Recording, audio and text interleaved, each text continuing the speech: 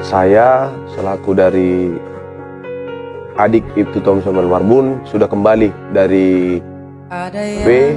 Saya sekarang sudah berada di Meado. Nah, saya mau menjelaskan sedikit pengalaman saya yang ikut dalam operasi kemarin. Saya merasakan memang medan yang kita lalui itu cukup berat yang dikarenakan hujan yang tidak tentu, kadang siang, kadang malam, kadang pas kita jalan hujan, yang menyebabkan jadi tanah itu menjadi berlumpur yang mana sulit untuk dijalani. Tapi ya puji Tuhan, kita dapat tiba di perhentian pertama kita itu di Kali Cepedak, yang mana kita itu berjalan hampir sekitar 12 jam berjalan kaki dengan beberapa kali istirahat. Kita tiba di Kali Cepedak itu sudah hampir gelap, sekitar jam 5 sore. Jadi yang mana kita berbivak juga di situ, kita membangun tenda seadanya untuk kita bermalam sebelum kita melanjutkan perjalanan besoknya menuju ke TKP begitu.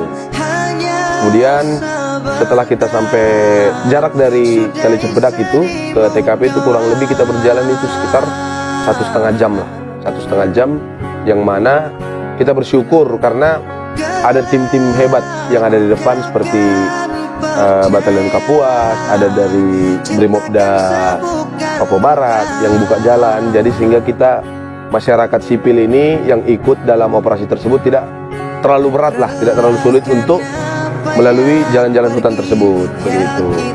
Terus kemudian kita juga merasakan bagaimana hutan di sana itu memang masih sangat-sangat alami, yang mana belum tersentuh lah sama masyarakat, kita bilang.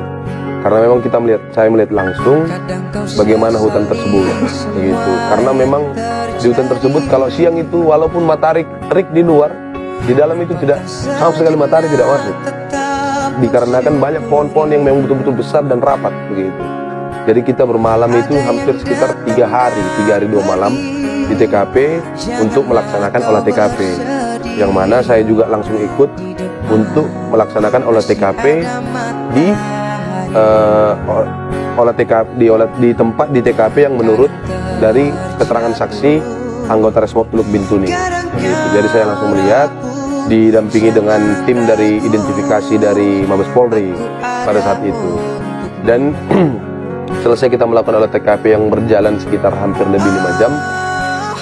Kita kembali ke tempat kita berbivak bermalam. Kita di situ dikarenakan helikopter tidak bisa jemput kita untuk kembali ke tempat berbivak, akhirnya kita melakukan penyeberangan basah, yang mana dengan mengikatkan tali dari tempat kita menyeberang ke tempat kita berbivak. Jadi mengikatkan tali, kita menyeberang, menyeberang bagaimana sewajarnya orang menyeberang di sungai, ya basah begitu. Jadi kita sambil megang tali, kita berusaha menyeberang gitu. Terus tadi pagi pertanggal 27 April ini jam 6:30 pagi kalau saya tidak salah, kurang lebih 6:30 pagi, ada kontak antara yang diduga KKB memberikan tembakan ke arah tempat kita berbivak, yang mana langsung direspon cepat oleh tim perimeter, yaitu tim Brimob dan tim Batalion Kapuas 642 begitu.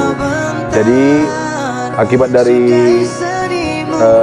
kontak tadi, Kapolda tidak mau ambil resiko. Kapolda memutuskan untuk mengevakuasi dengan cepat, tidak berjalan lagi untuk kembali ke Mayarga, tapi menggunakan helikopter, yang mana Pak Kapolda mengutamakan masyarakat sipil terlebih dahulu. Pak Kapolda mengutamakan masyarakat sipil, yang mana ada kita dari keluarga 2 orang, dari tim pengacara 6 orang, dari Komnas HAM perwakilan Papua Bapak Fritz, terus ada dari Basarnas, terus ada dari Dokes juga, terus ada dari anggota Polda beberapa ya, dan Pak Danyon Batalion Kapuas 642 gitu.